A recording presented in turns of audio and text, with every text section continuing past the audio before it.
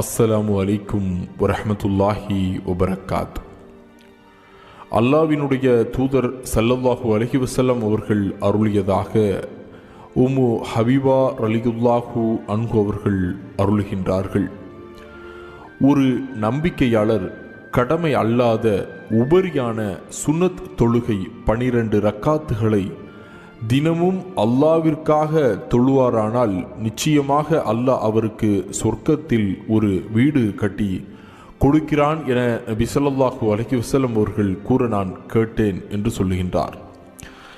திருமிதியிலே அது எந்தெந்த ரக்காத்துகள் எந்தெந்த தொழுகைக்கு பிறகும் முன்பும் தொழுக வேண்டும் என்பதையும் நபிகள் நாயகம் ஸல்லல்லாஹு அலைஹி வஸல்லம் அவர்கள் அருளுகின்றார்கள்.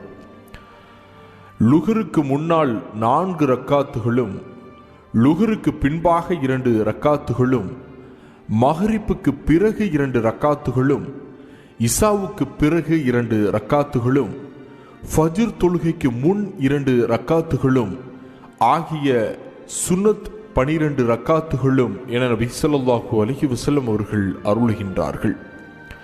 அருமை தோழர்களே, இதில் நாம் ஃபஜ்ருடைய முன் சுன்னத் மிகவும் சிறப்புக்குரியது.